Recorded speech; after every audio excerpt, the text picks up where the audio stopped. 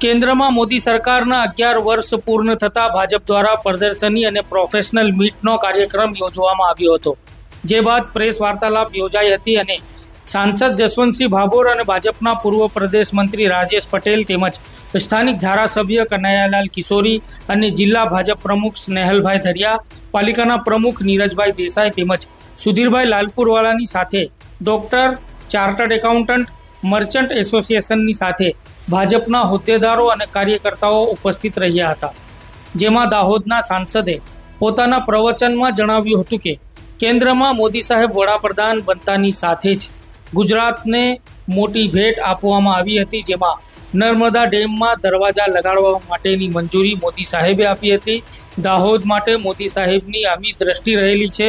Zydus hospital, medical college, bus station, railway station, ક્રિકેટનું મેદાન, આદિવાસી મ્યુઝિયમ, કડાનાનું પાણી, હાપેશ્વરનું પાણી, નર્મદાનું પાણી, શહેરમાં કરોડોના ખર્ચે સ્માર્ટ રોડ, શહેરની શોભા વધારતું છાપ તળાવ.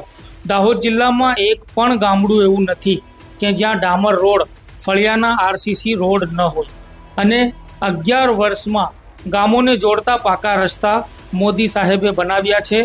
વીજળી યોજના હેઠળ 300 યુનિટ મફત વીજળી મધ્યમ વર્ગને મળે અને ગરીબ વર્ગને બચત થાય તે માટેના પ્રયાસ કરી રહ્યા છે. દાહોદ જિલ્લામાં આ યોજના અંતર્ગત 72 ગામોની પસંદગી કરી દેવામાં આવી છે. આની બધી જ રકમ ટ્રાઇબલ સબ પ્લાન આપીને ગરીબોને આર્થિક મદદ થાય એના માટે મોદી સાહેબ કામ કરી રહ્યા છે. દાહોદ જિલ્લામાં એરપોર્ટ બનાવવાની દિશામાં ખૂબ ઝડપથી 15 દિવસની અંદર ગુજરાત સરકાર કેન્દ્ર સરકારને દરખાસ્ત મોકલશે. એ પછી મધ્યપ્રદેશ, રાજસ્થાન, ગુજરાતને જોડવાનું સ્વપ્ન પૂરું થવા જઈ રહ્યું છે.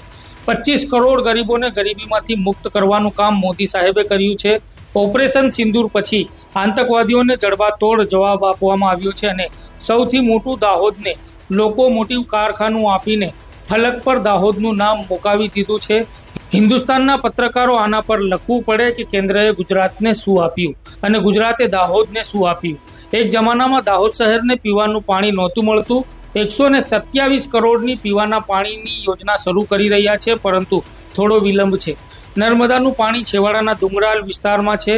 એક જમાનામાં નળિયાવાળું હોસ્પિટલ દાહોદમાં હતું, કોટેજ હોસ્પિટલ, જેને આજે સૌથી મોટું દવાખાનું 500 કરોડના ખર્ચે ઝાયડસ હોસ્પિટલ કોલેજ આપી છે, જેવી અનેક વિકાસની સિદ્ધિઓને ગણાવી હતી. જ્યારે પૂર્વ પ્રદેશ ભાજપ મંત્રી રાજેશ પટેલે પણ કેન્દ્રની મોદી સરકારના 11 વર્ષોમાં કરેલા સુશાસન, ગરીબ કલ્યાણની યોજનાઓ વિશે જાણકારી આપી હતી. ત્યારે ગોવિંદનગરના પ્રસંગ પાર્ટી પ્લોટમાં કાર્યક્રમ અંતર્ગત પ્રદર્શની યોજવા